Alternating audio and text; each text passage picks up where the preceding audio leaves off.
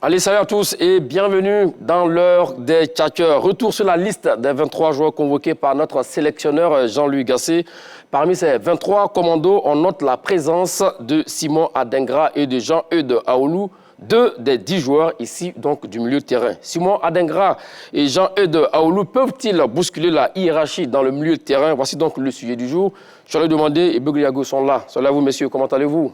Salut. Salut Magat, ça va très bien. 27 21 59 93 99 27 21 59 93 99. Vous le savez, c'est le même rituel. On garde bien ce numéro à chaud pour intervenir d'ici une vingtaine de minutes. Je vais lui demander, et Begliago, venons donc à cette liste de Jean-Louis Gasset qui fait encore grincer beaucoup de dents. Oui. Alors, a-t-il raison de convoquer autant de milieux de terrain, mon cher Begliago? Oui, quelque part, oui, mais il faut dissocier, comme tu l'as si bien dit, entre le milieu défensif et le milieu offensif, ce qu'on appelle les hommes de couloir. Donc pour moi, ce nombre-là n'est pas important. C'est de dissocier ces deux, comment on appelle ça, ces deux compartiments. Deux compartiments, ces deux secteurs de jeu, des milieux défensifs et des milieux relayeurs. Aoulou, Bamin comme sentinelle, milieu défensif, relayeur, Kessié, Sangaré et Seri. Et puis ces milieux offensifs-là, avec comment on appelle, Adingra, Simon. Pour moi, ce n'est pas assez, c'est bien dissocié. On a dit 10 joueurs donc, issus donc, du milieu de terrain, c'est-à-dire 5 milieux offensifs et 5 milieux défensifs sur les 23 joueurs. Est-ce qu'il y a un message derrière tout ça de la part de Jean-Louis Gasset? Forcément, il y a un message parce que c'est la première fois qu'il opte pour une telle configuration. On l'a vu, c'est président de liste. Il n'y avait pas cette différenciation entre milieu défensif et milieu offensif. Donc forcément, il est à la recherche de quelque chose. Comme quoi? Peut-être une nouvelle stratégie de jeu et peut-être aussi il veut voir d'autres joueurs. Parce que quand tu regardes les matchs précédents, il y a quand même un groupe, il y a un noyau qui se dégage au milieu du terrain. On l'a vu, forcément Sangaré, Kessié, Bamin, Seri, et puis Seko, qui en septembre a fait fort. Donc il y a 5 joueurs qui semblent se dégager dans ce milieu de terrain. Maintenant, il veut voir d'autres joueurs. Donc je pense qu'il est forcément à la recherche de quelque chose. Je te plaît rapidement. Pour dire qu'aujourd'hui, il faut voir un autre joueur, un autre profil. Quand on regarde Jean-Eudes, c'est un autre profil. Après, quelqu'un qui est capable d'aller en déplacement et fonction, mais surtout qui a une grosse frappe, une grosse présence physique. Dans ce milieu ivoirien, il n'y a pas ce type de joueur, il n'y a pas ce profil de joueur et il peut apporter quelque chose. Mais alors, ce qui veut dire que les places seront chères, hein? Parce que si Jean-Louis Gasset joue par exemple avec 3 milieux de terrain et 2 ailiers, il y a forcément 5 joueurs qui seront mécontents sur le banc. Mais c'est tout bénéf pour l'équipe de Côte d'Ivoire. Ça veut dire que dans ce secteur de jeu, on est paré. Et moi, je pense qu'il faut de la concurrence. Parce que la concurrence crée l'émulation.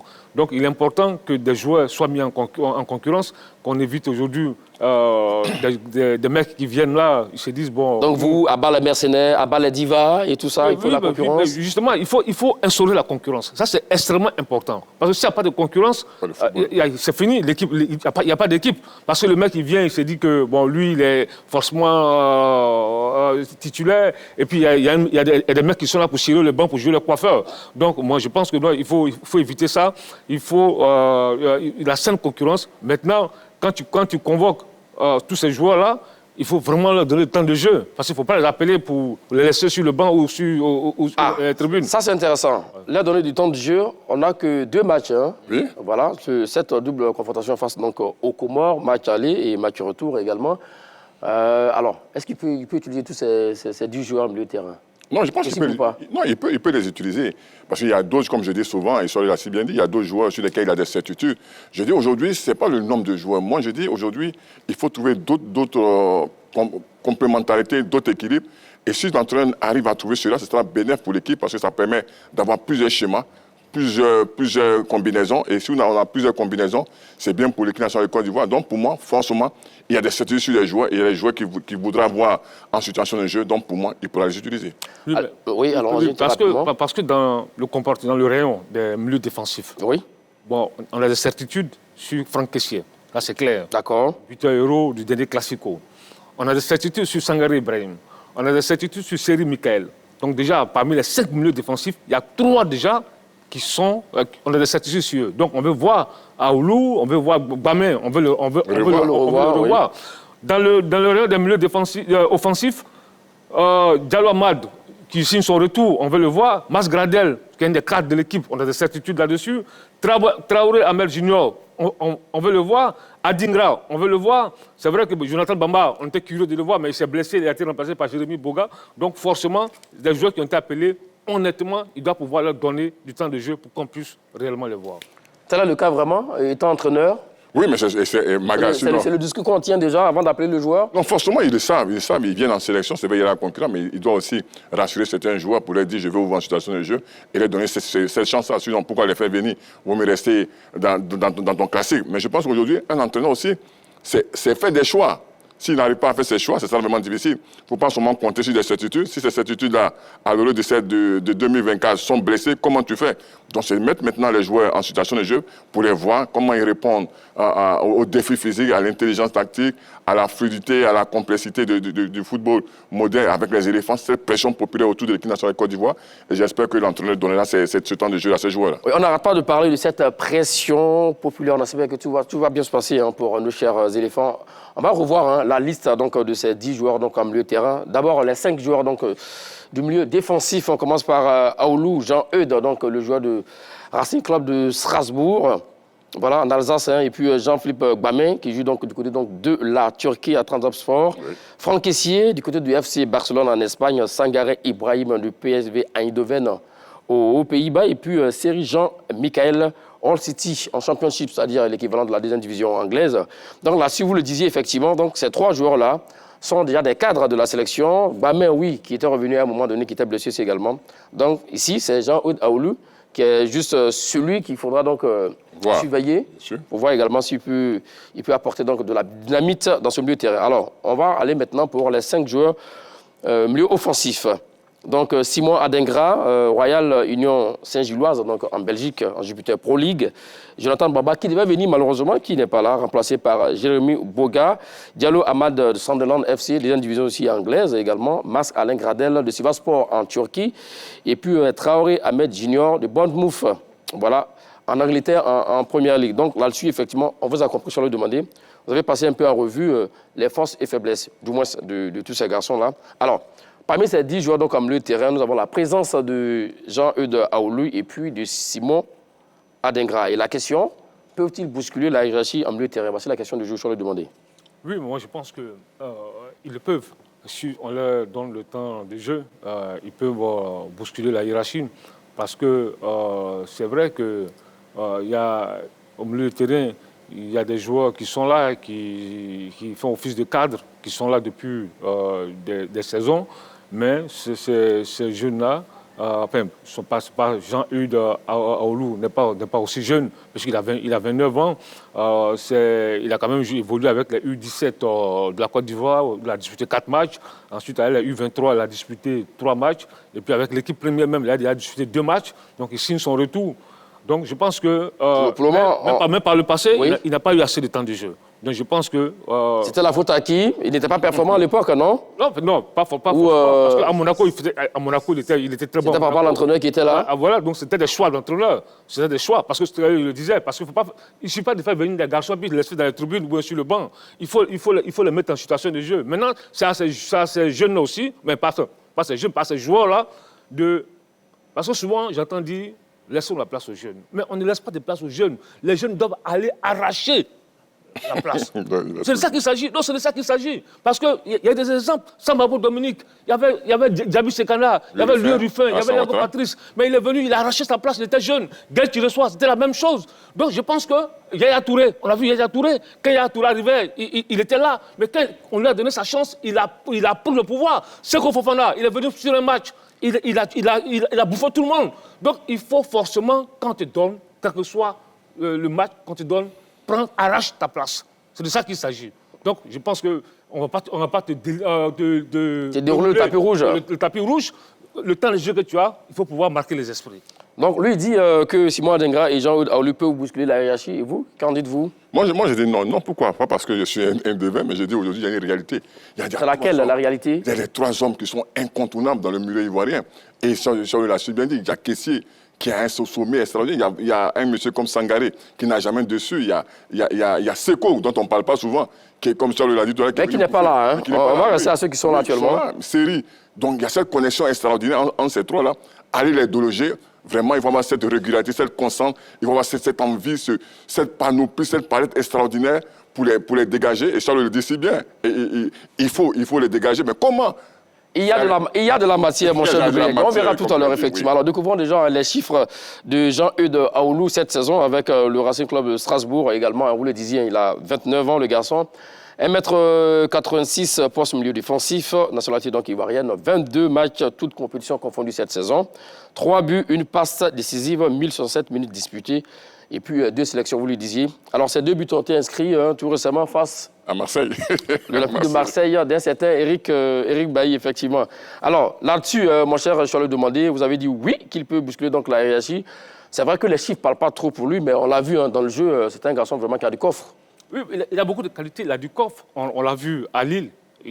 On l'a vu à Lille. Ensuite, il est allé à Orléans, non loin de Paris. Il est revenu à Strasbourg. À Monaco, il a fait de très bons matchs. Même quand il était à Monaco, on l'avait appelé. Il avait été prêté à Monaco par Strasbourg. Oui, effectivement. Ensuite, à la Saint-Etienne, il est revenu à Strasbourg. Je pense que c'est vrai que ce garçon, à 29 ans, c'est vrai, il n'a pas vite explosé en équipe nationale parce que, je pense, moi je dis, on ne lui a pas donné sa chance. C'est-à-dire qu'il n'a pas eu...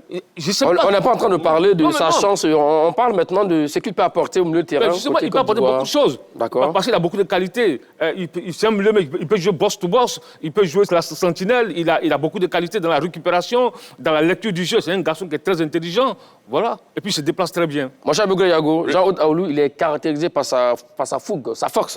Oui. Il aime également jouer donc en passe-coute également. Et là, parmi les 3 milieux que nous avons, Franck Kessié, vous le disiez à l'instant, Franck Kessié, Gbamé et Jean-Michel Sangaré Ibrahim, c'est l'un des seuls milieux à avoir joué donc en première intention. Ça, c'est important pour un milieu de terrain. Non, il y a d'autres qui peuvent les jouer. Gbamé peut les faire parce que Gbamé a un profil plus fin techniquement que Jean, qui est un monsieur qui va dans le combat physique, dans l'impact physique, c'est vrai. C'est un autre profil qui peut être intéressant pour les éléphants de Côte d'Ivoire. Et c'est ce que tu dis, qu'il est capable aussi de sortir rapidement le ballon. Ça, c'est pas faux, c'est une belle analyse. Donc oui, donc il peut aussi bousculer la hiérarchie. Non, bousculer, c'est une autre. Il faut avoir de la régularité, Maga, il faut avoir de la constance, il faut avoir du vécu extraordinaire. Il faut avoir du temps de jeu. Mais ce temps de jeu, là, tu l'as dit, M. Alliot, tu dis une chose, tu dis le contraire. Tu dis il faut aller chercher. Non, c'est toi qui as dit tout à l'heure, tu dis il faut aller chercher.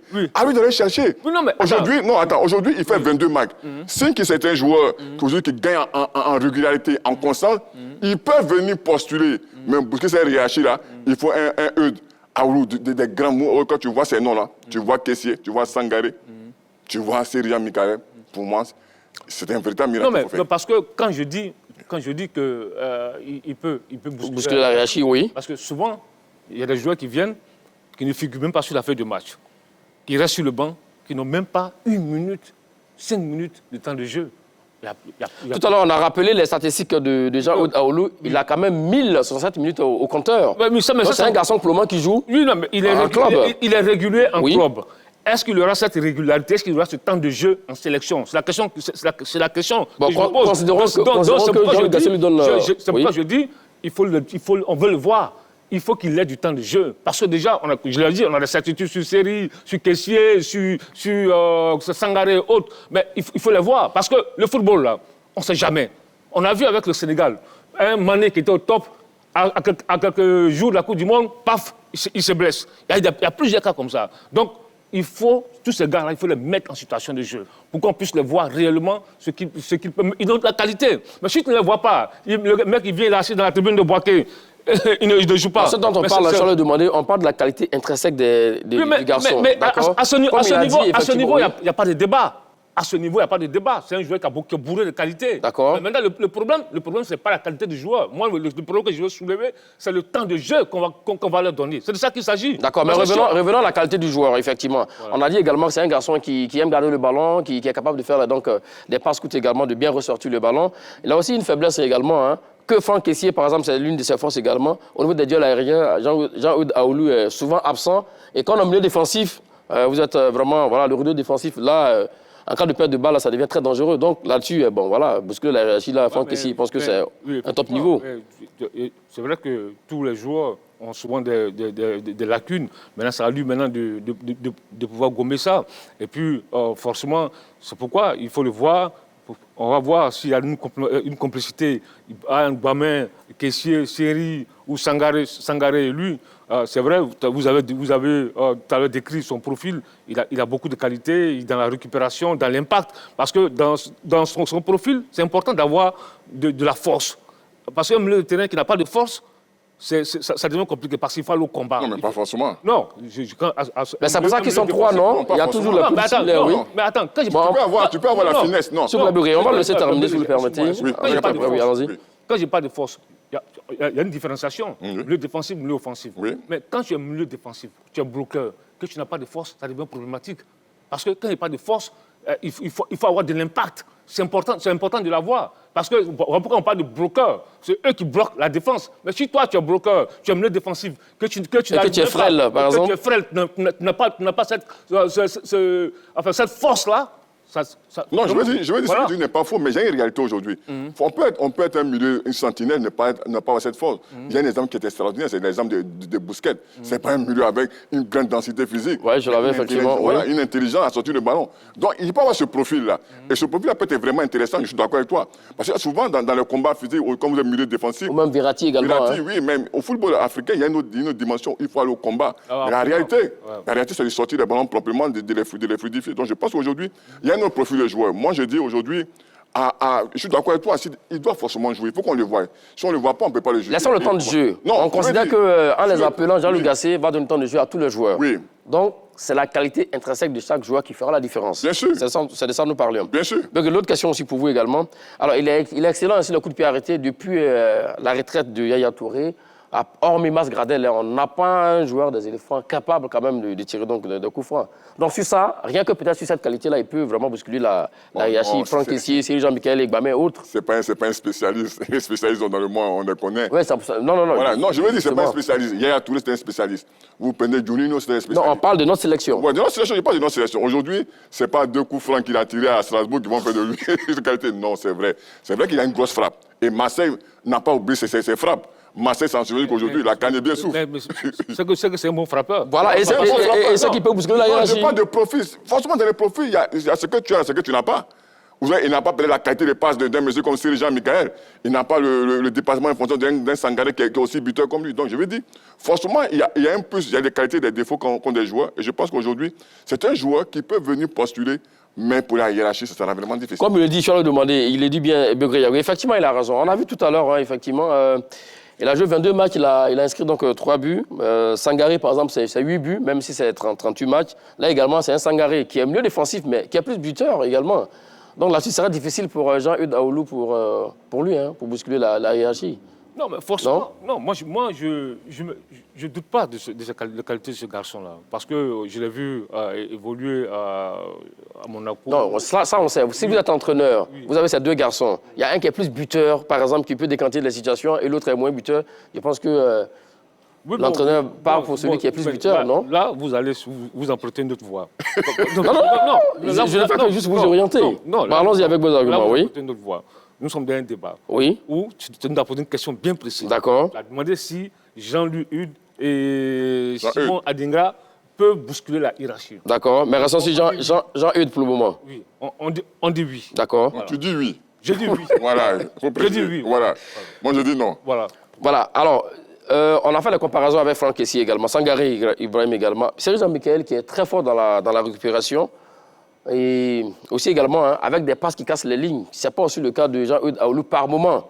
Donc là-dessus, je suis d'avis avec Begré là-dessus. C'est difficile pour le garçon, pour lui de loger ses 3 quarts d'heure en milieu de terrain. Non, mais moi, je dis que, tu vois, peut-être que tu ne veux pas qu'on mette l'accent sur le temps de jeu. Sur le temps de jeu. Alors que le vrai débat, c'est là aujourd'hui. Parce que tu peux le faire venir. Mais si tu n'as pas ce temps de jeu-là, tu peux pas savoir s'il peut déloger Cyril Michael ou... mais sur quoi on se base pour donner le temps de jeu à un joueur? C'est par rapport à son profil, c'est par rapport effectivement à sa saison. Mais justement, voilà. Mais attends, s'il est présent, si le sélectionneur l'appelle, sur quoi il s'est basé pour l'appeler? Mais justement, s'il l'appelait, c'est qu'il y a quelque chose d'intéressant, c'est qu'il a une qualité qu'il veut... donc il va jouer. Donc voilà. Non, c'est pas forcé. Parce qu'on a vu des joueurs qui ont été appelés. Je n'ai pas de titulaire. Voilà. Il n'y a pas de titulaire. Il peut jouer. Non, mais Moi, franchement, moi, je pense qu'il va jouer. Il peut commencer titulaire. Moi, je pense que, vous voyez, on est en préparation. Il reste quelques mois. Oui. On a envie de voir ces joueurs-là, ces gamins-là. Parce que Thierry Miquel, on le connaît. Kessié, on le connaît. Mais est-ce que Aoulou, tu lui as donné un temps de jeu, 30 minutes, 45 minutes avec les éléphants de Côte d'Ivoire? Non. On veut les voir. C'est comme dans le poste de gardien de but. Peut-être qu'on va en parler un jour. Mais c'est la même chose. Sangaré, qui reste sur le banc. On veut voir Ayaï. On vous a vu ici, hein, vous êtes... vous grillez les joueurs ici. Hein, notre on ami, ne grille pas les joueurs. Celui qui joue au Koweït, là, j'ai son nom. Hein. C'est ça. Voilà, le joueur que Prince Boumé a fait rentrer à 45 minutes, voilà. Juma Saïd, on a vu ce que ça a donné. Hein. On a vu ce que ça a donné. Oui, mais attends. Mon cher, donc, revenons au sujet, mon cher Charles Demandé. Alors, on a fini de parler de Jean-Eudes Aoulou. Ouais. On va parler maintenant d'un autre milieu, cette fois-ci offensif. Il s'agit donc du jeune garçon Simon Adingra, qui est donc la terreur des défenses belges actuellement. Alors, on va voir donc ses qualités, ses faiblesses. Mais avant, découvrons ses statistiques avec l'équipe de l'Union Saint-Gilloise, donc en Belgique. Il a 21 ans, il faut le rappeler, 1m75, pas aussi grand, mais très rapide. Hein. Poste milieu offensif, voilà, on l'a dit, hein, 40 matchs, toutes compétitions confondues cette saison. 12 réalisations, messieurs, 12 passes décisives. Il a 2291 minutes de jeu. Clairement, là-dessus, je vais lui demander, voici un garçon qui peut vraiment, oui, là, je suis d'accord avec vous, vraiment, alors là, vraiment bousculer la hiérarchie. Mais absolument. Les statistiques sont... Je vois sourire là. Oui, parle pour lui. Oui, les statistiques parlent pour lui. D'accord. Mais maintenant, parce que, vous voyez, ce qui est intéressant, c'est que c'est un passeur. C'est un profil assez intéressant. Un joueur qui joue côté gauche, mais qui a capable de voler à droite aussi également. À droite, ouais. Il est polyvalent, il peut jouer sur les deux côtés. Et qui marque et qui sait faire des passes. Ça, c'est vraiment le profil... assez intéressant, parce que c'est vrai que, c'est pourquoi je dis, il faut ce garçon-là, si tu lui donnes sa chance, il faut qu'il la saisisse. Il faut qu'il la saisisse très rapidement. Parce que c'est vrai, à ce poste-là, tu as Pépé, tu as Gradel, tu as Zaha, tu as Jérémy Boga. Amad Diallo. La concurrence est vraiment est féroce à ce niveau-là. Maintenant, c'est à lui de pouvoir s'imposer. Sinon, quand tu regardes ces statistiques, franchement, on salue. Mais maintenant, est-ce qu'il va pouvoir s'imposer? Je pense que ça a lui... Ça, c'est la question à mille inconnus. On verra effectivement. Bugoyago, on l'a dit, c'est un ailier gauche, hein, capable de voler donc, à droite. Et là, on vient de voir ses stats. Hein. Il a fait ce qu'on appelle au niveau du basket des doubles. Bien sûr, bien 12 sûr. buts, 12 pas décisives. Il n'y a pas beaucoup de joueurs actuellement dans notre effectif qui peut faire ce genre de performance. Non, donc, clairement, voici un garçon qui peut vraiment bousculer la hiérarchie. Non, il sort le bout de lui, c'est extraordinaire. À 21 ans, il a le temps pour lui. Mais je dis, sur le football, ce n'est pas souvent la jeunesse, c'est la qualité du joueur. Aujourd'hui, quand il a cette qualité au niveau individuel, c'est extraordinaire. Tu parles de 12 buts, mais c'est un joueur individuellement très fort, mais collectivement, qui sait servir ses partenaires. Donc, comme tu as dit, j'ai le double-double. Et c'est extraordinaire, c'est vrai. Mais tout à l'heure, on citait les hommes à son poids, à son poste. J'ai dit, c'est des requins extraordinaires qu'on fait encore de l'équipe nationale de Côte d'Ivoire. Quand on parle des arts, on parle de PP, mais c'est vrai. Aujourd'hui, sur le disait, il faut faire de la concurrence. Il a du temps. Moi, je pense qu'il faut donner sa chance, mais je pense qu'aujourd'hui, bousculer la hiérarchie, avec ce vécu qu'on PP, Gradel et autres, bon, c'est rentré. Ça sera difficile. Ça sera difficile. Mais quand on regarde ses stats, on sent qu'il a fait, celui qui a maîtrisé la première liste danoise, avant d'aller à Brighton et revenir dans la Jupiler League, je pense qu'aujourd'hui, c'est le temps pour lui de vouloir prendre l'héritage. Et pour moi, c'est quelqu'un qui je vous sens un peu mesuré. Hein. Je vous sens un peu mesuré, mais on a dit il a 21 ans. Oui. Gradel a 35 ans, par exemple. Oui, mais pourquoi pas? Si on va sur l'âge, par exemple, déjà... Non, mais il y a l'âge, c'est vrai, mais il y a le vécu dans l'équipe nationale. C'est vrai, on ne sait pas comment il va réagir dans cette équipe nationale de Côte d'Ivoire. Donc, forcément, le vécu peut parler pour Gradel, peut parler pour Pépé et pour Zaha. Lui, il vient en équipe nationale, on va le voir en situation de jeu. Qu'est-ce qu'il donne? Est-ce que c'est en club? Est-ce que c'est en équipe nationale? Ce n'est pas la même chose. Le vécu en équipe nationale et en club. Donc, on le verra peut-être en situation de jeu, et puis on peut le gueule. Mais aujourd'hui, bousculer la hiérarchie, ça sera vraiment difficile. Ça, c'est vrai, effectivement. Je vais demander, comme il le dit... Non. Laissez-moi vous poser la question d'abord, si vous le permettez. Alors, comme il le dit, effectivement, papa Mas Gradel, qui a 99 sélections. C'est-à-dire, s'il joue le vendredi, ça fait 100e sélection pour lui. C'est l'un des anciens de cette sélection ivoirienne. Ce serait difficile, quand même, pour un môme comme ça, de loger un requin comme Mas Gradel. Mais c'est difficile, mais c'est à lui de se battre. C'est à lui de se battre pour déloger, enfin, pas pour déloger, mais pour gagner sa place. C'est à lui de se battre. C'est vrai que quand tu regardes, tout à l'heure, tu as donné les statistiques, tous les milieux offensifs qui ont été sélectionnés, c'est le premier meilleur passeur, oui. le premier meilleur passeur de tous ces joueurs-là. Il a fait plus de passes que Jonathan Bamba, que Diallo Amad, que Mas Gradel, que Traoré Amel Junior et autres. Donc, à ce niveau-là, déjà, on se dit c'est un garçon qui est collectif, qui a un esprit collectif parce qu'il donne des ballons, des buts. Maintenant, il ne faut pas le comparer à Mas Gradel. Mas Gradel, c'est un des cadres de l'équipe. C'est le rescapé, le dernier rescapé. On ne le compare pas à Mas Gradel. C'était juste une question, mon cher. En 2012. Gradel était en 2012. Oui, effectivement, face à la Zambie. Il est le seul encore là. Il est encore performant. Parce que c'est vrai, on parle de son âge. Mais est-ce que, lorsqu'il vient, est-ce qu'il n'a pas l'envie? Est-ce qu'il n'a pas la détermination? Est-ce qu'il n'est pas professionnel? Il se bat toujours avec l'équipe nationale. Donc ne le comparez pas à Mas Gradel. Ce n'est pas un procès de Mas Gradel, mon cher Charles Demandé. Rapidement, sur le profil. Si vous le permettez, c'est l'heure maintenant de rappeler le numéro de téléphone à nos chers amis téléspectateurs qui nous suivent actuellement. 27 21 59 93 99, 27 21 59 93 99. Nous vous avons très nombreux à vouloir donc interagir avec nous. Allez, le sujet c'est Simon Adingra et Jean-Eudes Aoulou peuvent-ils bousculer la hiérarchie donc, dans le milieu de terrain des éléphants de Côte d'Ivoire? Alors, comme ce qu'il entend dire Charles Demandé, il n'est pas en train de comparer, c'est vrai, Mas Gradel, mais en train de parler des profils, d'accord? Bon, on ne parle même pas d'âge, hein, on parle du profil de ces deux garçons-là. C'est un garçon très rapide. Actuellement, c'est un mélange de Sadio Mané et de Mohamed Salah. La force de Mané, la technique de Mohamed Salah, par exemple. C'est un garçon vraiment qui peut étonner. On va mettre l'enfant à ce niveau-là. Non, je veux dire, là-bas, c'est le top niveau mondial.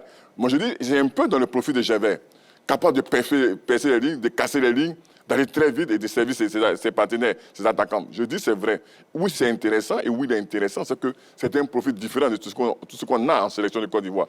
Pépé s'est provoqué, après enroulé, mais lui, c'est la vitesse, c'est la percussion, c'est le dribble, mais c'est surtout, ce qui est important en football, c'est la finition. Et là, aujourd'hui, comme je le disais tout à l'heure, il a eu 12 buts en championnat, mais surtout, il a délivré 11 passes, c'est ça ce que tu as dit. 12 passes décisives. 12 passes décisives. Ça veut dire que c'est quelqu'un qui est individuellement très fort, techniquement, mais aussi c'est un bon pourvoyeur de ballon. Donc, pour moi, sur le profil, il est vraiment intéressant de le voir. Pourvoyeur de ballon et très bon finisseur. Allez, direction Bois-Flair, mon cher, je vais demander de prendre notre premier appelant, Monsieur Blaise Kouassi, salut à vous et bienvenue.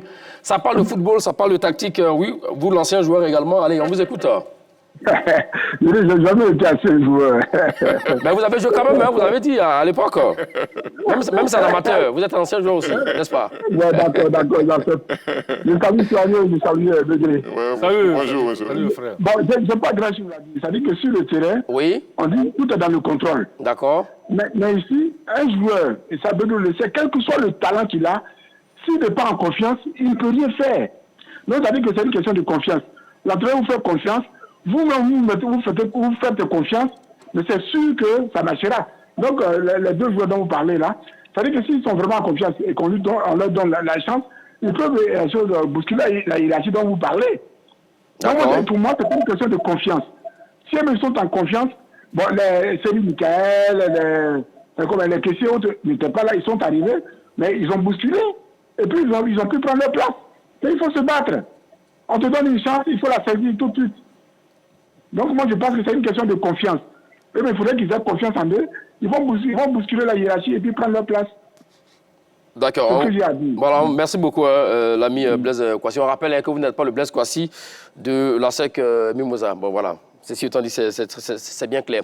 Alors, c'est ce qu'il semble dire également, donc, l'appelant. Des joueurs qui ont faim également, qui doivent se servir, pas avec la cuillère, mais avec des râteaux, par exemple. Oui, voici un garçon, Simon Adingra, qui a vraiment faim. Il veut prouver qu'il a le niveau de la sélection. Et ça peut être tout bénéfice pour Jean-Luc Gasset et pour le groupe. Oui, absolument, parce que c'est Jean-Luc Gasset qui l'appelle pour la première fois en équipe nationale. Oui, on rappelle quand même c'est 0 sélection pour le moment. Quand même c'est 0 sélection. Il est 21 ans, il doit pouvoir évoluer avec la U23, mais il a fait venir en équipe première pour certainement voir ce qu'il peut apporter à cette équipe-là. Parce que tout à l'heure, on a dit un truc qui est assez intéressant. Quand tu regardes ce joueur, le profil un peu Gervinho, qui prend la profondeur, qui va vite, qui prend la vitesse, mais il est presque différent de tous ces milieux de terrain qu'on a. Parce que, effectivement, cette équipe de Côte d'Ivoire a besoin d'un tel profil. Ce joueur de côté qui peut aller vite, qui mène de la percussion, qui va très vite et qui est capable de donner des ballons de but, vraiment, c'est un profil assez intéressant pour ce garçon. Maintenant, je pense que Gassé va le mettre en œuvre pour qu'on puisse vraiment voir ses qualités. Sinon, au niveau de ses qualités, du profil, je pense qu'il est différent de tout cela et il peut apporter beaucoup à cette équipe-là. Donc, il peut apporter beaucoup, il peut aussi bousculer la hiérarchie. Donc, à vous écouter, l'ami Charles de Manel, direction Goïta Fla, retrouver notre deuxième appelant, Monsieur Bois. Salut à vous et bienvenue.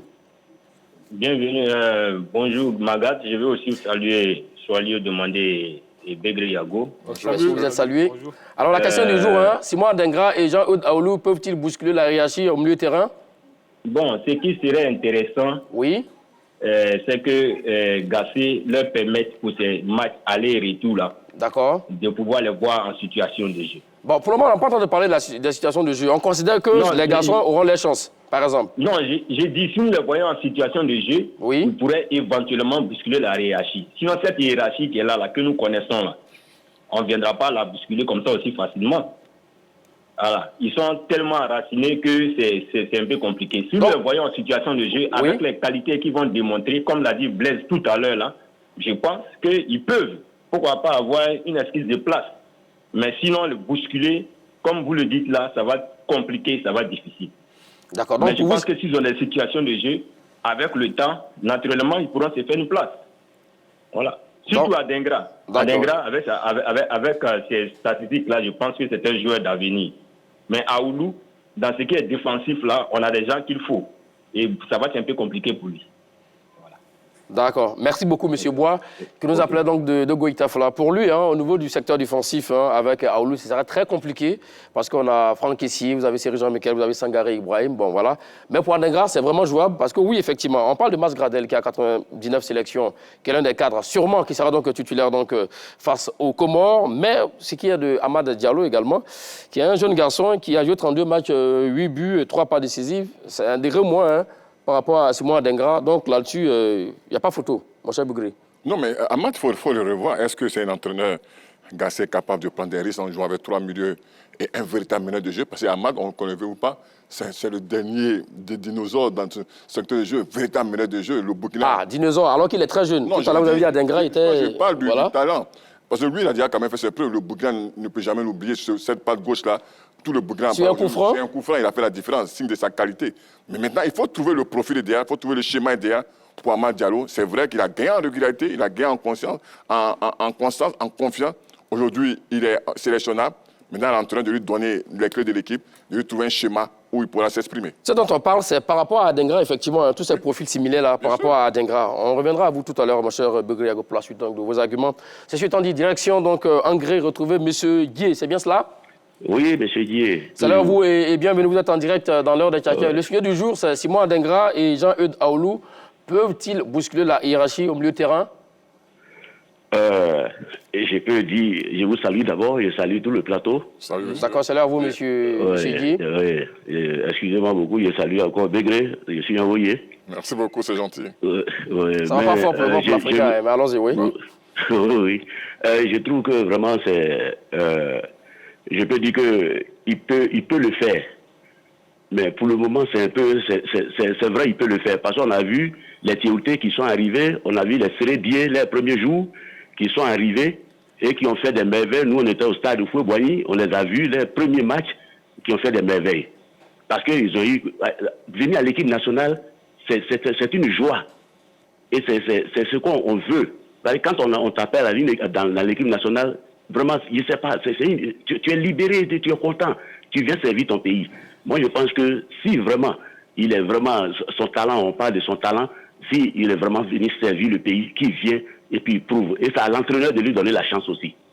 Moi, c'est ce que je voulais dire, c'est à l'entraîneur de lui donner la chance. Il a appelé, c'est vrai, aujourd'hui, nous sommes contents parce qu'il va nous chercher au-dessus des jeunes qui sont vraiment quelque part, il les envoie, pour ne pas que d'autres pays les prennent, il les envoie, vraiment qu'on les laisse au moins jouer, peut-être les premières minutes, peut-être les 30, les 45 premières minutes, on va les voir, vraiment, on sera content. Moi, c'est ce que je voulais ajouter. Et c'est une bonne chose de faire venir des bons joueurs, mais bousculer aussi ceux qui sont là, vraiment, ça serait un peu difficile. Mais que l'entraîneur leur donne leur chance. Moi, c'est ce que je voulais dire. Merci. Merci à vous, M. Gué, qui nous appelle donc de la commune d'Angré. Alors, on parlait effectivement de ces profils-là. On a parlé de Mass Alain Gradel, lui qui a 34 matchs cette saison, 9 buts et 8 passes décisives, qui a aussi 2595 minutes de jeu. Donc, c'est vrai qu'il a 35 ans, mais il est aussi bon, hein, aussi physiquement. Alors, parlons donc de Jérémy Boga, qui a remplacé Jonathan Bamba, mon cher, je l'ai demandé, avec Adengra Simon. Là également, hein, en termes de comparaison, c'est vrai que Jérémy Boga, il a quand même 15 sélections. Adengra aussi peut le bousculer là-dessus. Oui, mais parce que Jérémy Boga, c'est vrai qu'on l'a découvert avec Baumel. Après, il n'y a pas eu cette régularité avec l'équipe nationale. C'est un garçon que j'ai beaucoup apprécié lors de ses premiers matchs avec la sélection. Je me suis dit, mais si j'ai le même plateau, on tient notre meneur de jeu, notre vrai numéro 10.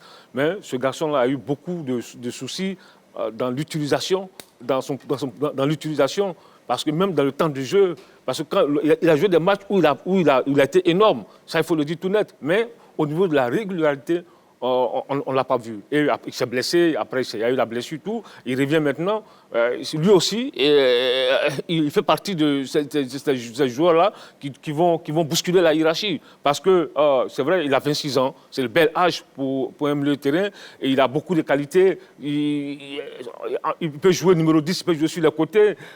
C'est vrai, il a 5 passeurs. Mais si on le met en concurrence avec Simon Adengra, c'est de ça qu'il est question. Hein. Oui, mais justement. Donc là-dessus, Simon Adengra passe devant lui, clairement, au niveau des chiffres. Mais tu ne peux pas le dire sur un plateau de télévision que Adengra passe devant lui. Au niveau des chiffres, j'ai bien précisé au niveau des chiffres. OK, c'est pas le même championnat. D'accord, vous voulez mettre... Non, parce que tu ne peux pas comparer. Je vous ai compris, je vais le demander. Allez, direction donc Bongouani, retrouver un autre appelant, M. Nzoué. C'est bien cela, hein? C'est ça, oui. Salut à vous et bienvenue, vous êtes en direct dans l'heure des tchatcheurs. Alors, le sujet du jour, c'est Simon Adengra et Jean-Eudes Aoulou peuvent-ils bousculer la hiérarchie en milieu de terrain? C'est ça. Moi, ce que je voudrais dire, c'est que par rapport à ce qu'on a vu précédemment, oui. Franchement, le joueur que nous avons comme à l'heure, j'ai eu cette impression que nos joueurs capés, anciens, qui ont tant de sélections, n'ont pas pu le servir suffisamment. Parce que la Côte d'Ivoire, cette équipe Côte d'Ivoire, puisse profiter de lui. D'accord. Alors, si on peut trouver parmi les jeunes quelqu'un qui peut vraiment fournir des balles à l'heure, franchement, qui a une fortune, je vous dis, à l'heure qui est là, tout le monde le cherche. Donc vous pensez à Simon Adengra, hein, qui est à hauteur de 12 pas décisifs cette saison. Je dis, n'importe lequel qui peut... D'accord. Monsieur Joué, en fait, ce n'est pas le sujet. Hein. Là, on est en train de parler des deux garçons. Simon Adengra. Comme vous avez parlé de leur profil, ce sont des gens qui font des ouvertures, qui font des passes, voilà. C'est pour ça que je suis venu vers l'heure. C'est pour dire que, franchement, j'ai l'impression qu'on n'a pas suffisamment d'hommes pour servir notre attaquant de pointe. D'accord. Donc, à vous écouter, on peut par exemple mettre Simon Adengra pour ses pas décisifs également. Il est explosif sur le côté gauche ou sur le côté droit pour envoyer des centres transversaux à l'heure. C'est bien cela, hein, quand vous écoutez. C'est ça.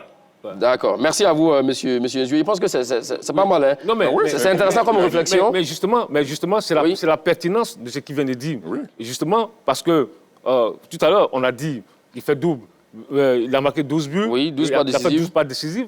Et on a besoin de joueurs sur le côté capables de donner des ballons. Quelqu'un qui a un jeu collectif. Donc, il parle de Allaire, c'est vrai. On a un tel buteur. On l'a vu, il a signé un doublé récemment. Il a un tel buteur, il faut qu'il ait des occasions, il faut qu'il ait des ballons. Parce que le profil qu'il a, le débat, ce n'est pas à l'heure, mais on dit Adengra est capable de donner des ballons à l'heure. Voilà. Oui, effectivement. Alors donc, pour conclure sur Simon Adengra, mon cher Begriago, quand on prend Mass Gradel, quand on prend Amad Diallo, on prend Jérémy Boga, bon, c'est un garçon au niveau des chiffres, effectivement, qui passe devant tout cela. Ma foi, oui, il peut bousculer la hiérarchie. Je peux me tromper aussi également. Hein, non, je veux dire, sur ça. Le profil est extraordinaire. Ce que tu dis est clair, mais je veux dire, il a toutes les qualités. Maintenant, comme je dis, bousculer la hiérarchie, c'est un ton au-dessus, à lui maintenant de se battre, de venir chercher ce poste-là. Il peut postuler, moi je suis d'accord, sur ses cibles, sur sa qualité technique, sur son profil. À la Gervais, c'est un joueur forcément dont on aura besoin. Donc tu me rejoins. Non, je ne te rejoins pas, je parle du profil. Bousculer la hiérarchie, c'est une autre dimension. Ouais, mais c'est pas la même chose. Tu as Zaha, tu as Pépé, bousculer la hiérarchie, c'est du top quand même. Ouais, donc lui, il peut postuler à être sur le banc ou à apporter un plus quand ces joueurs auront joué 1 heure pour faire la différence. Moi, je dis oui. Non, mais parce que... Pour terminer là-dessus. Non, parce que on tourne. Parce que tu sembles ne pas peut-être mieux comprendre la pertinence de ce que nous avons dit pour bousculer la hiérarchie. Oui. Si tu ne joues pas, tu ne peux pas bousculer la hiérarchie. Ça, on a compris. Non, là-dessus, on est d'accord. Il faut que cela soit clair. On est d'accord là-dessus. Si tu viens jouer les coiffeurs, tu ne peux pas bousculer la hiérarchie. Pour bousculer la hiérarchie, il faut le voir jouer. Voilà. Mais ça commence aussi à l'entraînement aussi également. Il faut prouver aussi à l'entraîneur. Non, c'est différent. Il faut prouver aussi à l'entraîneur. L'entraînement. On sait très bien que l'entraînement aussi fait partie aussi également des choix de l'entraîneur. Alors, on a parlé de Simon Adingra, on a parlé effectivement des gens, eux, de Aoulou, qui ont des places à prendre dans cette sélection. Oui, pourquoi? Parce que c'est que Fofana n'est pas venu, Fiza également. Alors, les absents ont-ils tort, comme on le dit souvent? Les absents doivent tous s'inquiéter? Non, certains absents doivent s'inquiéter.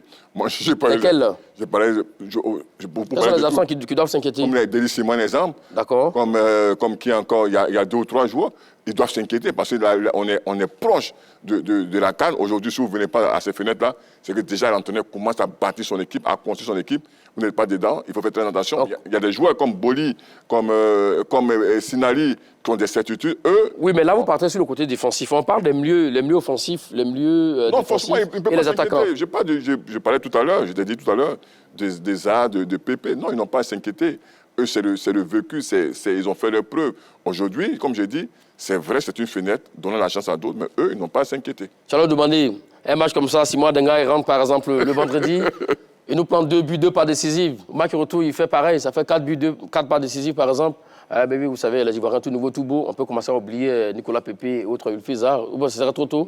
Non, ce serait peut-être trop tôt, mais il a quand même, il va prendre, il marque les esprits. Et comme je l'ai dit, il va bousculer la hiérarchie. Et c'est vrai qu'il y a certains qui doivent s'inquiéter, comme Kwasi Evra, il doit s'inquiéter parce que c'est presque dans le même profil, le même registre. Oui. Voilà, il doit s'inquiéter. Donc forcément, même Pépé, même les Pépé, tout ça, ils peuvent s'inquiéter. On ne sait jamais.